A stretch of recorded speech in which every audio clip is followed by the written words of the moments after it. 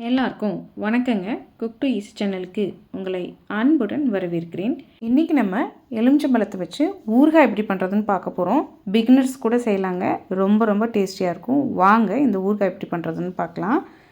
First நம்ம எலுமிச்சம்பழத்தை cut பண்ணி அதை உப்பு போட்டு கிட்டத்தட்ட ஒரு 10 நாள் போல் ஊற வச்சுக்கணுங்க. அதுக்காக 1/2 கிலோ அளவுக்கு எலுமிச்சம்பழத்தை எடுத்து கழுவி நல்லா காய வச்சு இது மாதிரி கட் பண்ணி வச்சுருக்கேன். அதே மாதிரி 3 எலுமிச்சம்பழத்துலேருந்து ஜூஸ் எடுத்து வச்சுருக்கேங்க. கல்லுப்பு 4 டேபிள் ஸ்பூன் அளவுக்கு எடுத்து வச்சுருக்கேன். இப்போ இதை லேயர் பண்ணி நம்ம இந்த எலுமிச்சம்பழத்தை ஊற வைக்கணும். அதுக்காக ஒரு கண்ணாடி பாத்திரத்துலைங்க கீழே உப்பு, அப்புறமா நம்ம கட் பண்ணி வச்சுருக்கக்கூடிய எலுமிச்சம்பழம், அதுக்கு மேலே உப்பு, அப்புறமா கட் பண்ணி வச்சுருக்கக்கூடிய எலுமிச்சம்பழம், உப்பு, இது மாதிரி நம்மளால் முடிஞ்ச அளவுக்கு லேயர் பண்ணிவிட்டு கடைசியாக நம்மக்கிட்ட இருக்க அந்த எலுமிச்சம்பழ ஜூஸையும் ஊற்றிட்டு நம்ம இந்த பவுலை மூடி போட்டு வச்சிடணும். 10 நாளில் தினம் காலையிலையும் சாயங்காலையும் ஒரு முறை எடுத்து இதை ஈரமே இல்லாத ஒரு கரண்டியை வச்சு கிளறி விட்டுக்கணுங்க. அந்த ஜூஸு உப்பு எல்லாம் கலந்து இந்த லெமனோட சேர்ந்து நல்லா ஊறி வரணுங்க.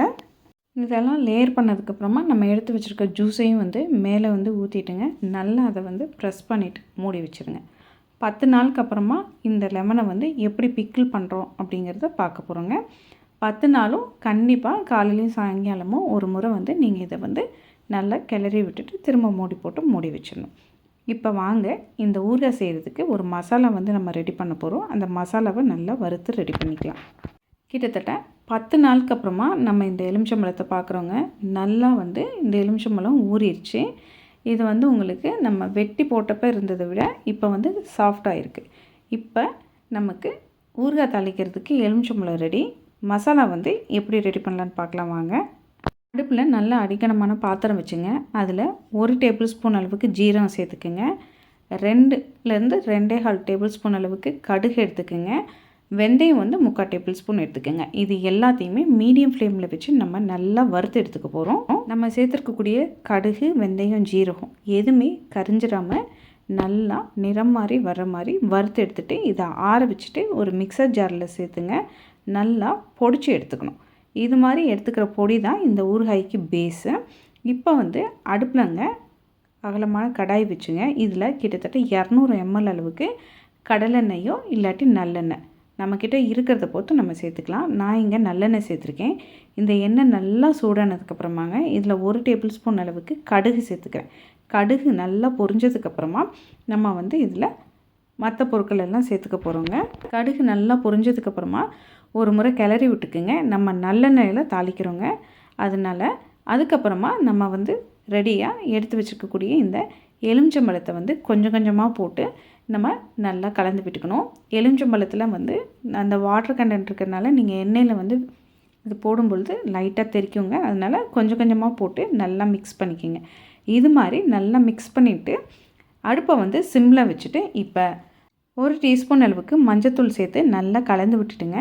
இதை நல்லா வேக விடுங்க. சிம்மில் ஒரு 10 செகண்ட் போல் இந்த எலுமிச்சம்பழம் நல்லா வேகட்டும்.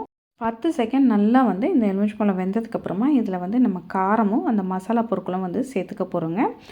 உங்களுக்கு நல்லாவே டிஃப்ரென்ஸ் தெரியும். நம்ம ஃபஸ்ட்டு எலுமிச்சம்பழத்தை போட்டதுக்கும் இந்த எலுமிச்சம்பழம் நல்லா வெந்து எண்ணெயில் மிக்ஸ் ஆனதுக்கும் டிஃப்ரென்ஸ் நல்லா தெரியுங்க. இப்போ நம்மளுடைய காரத்துக்கு தகுந்த மாதிரி இங்கே நீங்கள் 60லேருந்து 80 கிராம் அளவுக்கு மிளகாத்தூள் சேர்த்துக்கலாங்க.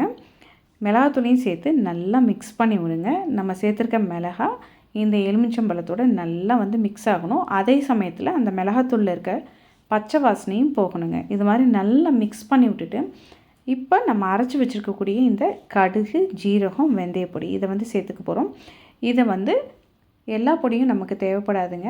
அரைச்சதுக்கப்புறமா அதுலேருந்து 2 டேபிள் ஸ்பூன் இல்லாட்டி 2 டேபிள் ஸ்பூன் அளவுக்கு பொடி போட்டால் போதுமான அளவு. இது எல்லாத்தையும் நல்லா சேர்த்து ஆயிலோட இந்த எலுமிச்சம்பழத்துக்கு கோட்டாகிற மாதிரி மிக்ஸ் பண்ணி விடணுங்க. ஏன்னா இந்த கடுகு பொடி சேர்த்ததுக்கப்புறமா நீங்கள் கைவிடாமல் மிக்ஸ் பண்ணி விடணும். இல்லாட்டி அது அங்கங்கே கட்டிக்கிட்டே சேர்ந்துடும். இது மாதிரி நல்லா மிக்ஸ் பண்ணிவிட்டு இந்த ஸ்டேஜில் நீங்கள் உப்பு செக் பண்ணிக்கோங்க. உப்பு ஒரு வேளை உங்களுக்கு கம்மியாக இருக்க மாதிரி இருக்குன்னா இந்த ஸ்டேஜில் நீங்கள் தூளுப்பு கொஞ்சம் போட்டு சரி பண்ணிக்கலாங்க.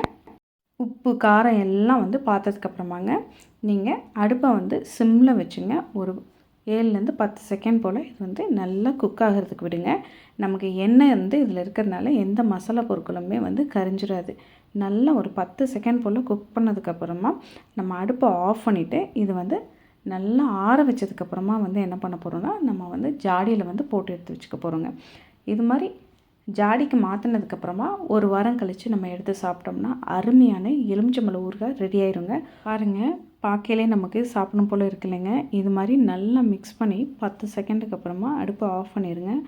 ஆஃப் பண்ணிவிட்டு நல்லா ஆற வச்சுக்கோங்க. கண்டிப்பாக நமக்கு இந்த ஊறுகாய் வந்து ஆறுனதுக்கப்புறமா தான் ஜாடிக்கு மாற்றணும். ஜாடிக்கு மாற்றுறதுக்கு முன்னாடி நல்லா ஒரு மிக்ஸ் விட்டுக்குங்க. ஏன்னா எண்ணெய்லாம் வந்து சைடில் வந்து ஒதுங்கி இருக்கும். அதனால் எண்ணெயோடு திரும்பவும் நல்லா ஒரு மிக்ஸ் பண்ணிவிட்டு இதை வந்து இப்போ ஜாடிக்கு மாற்றிட போகிறோங்க. இந்த பர்டிகுலர் ஊறுகாய் இல்லைங்க, நம்ம எலுமிச்சம்பழம் ஜூஸையுமே சேர்த்து இந்த எலுமிச்சம்பழத்தை ஊற வைக்கிறதுனால நல்லா வந்து அது ஊறி நமக்கு சாப்பிட்றதுக்கு அந்த எலுமிச்சம்பழம் அருமையாக இருக்குங்க. நீங்களும் இதே அளவுகளோட வீட்டில் ஒரு முறை இந்த எலுமிச்சம்பழம் ஊறுகாயை செஞ்சு பாருங்கள், சுவைத்து பாருங்கள். கண்டிப்பாக உங்களுக்கு சுவை பிடிக்குங்க. உங்களுக்கு இந்த ரெசிபி பிடித்திருந்தால் குக் டு ஈஸி சேனலை லைக் பண்ணுங்கள், ஷேர் பண்ணுங்கள், கமெண்ட் பண்ணுங்கள். மறக்காமல் நம்ம குக் டு ஈஸி சேனலை சப்ஸ்கிரைப் பண்ணிக்கோங்க. எல்லாருக்கும் வணக்கங்க.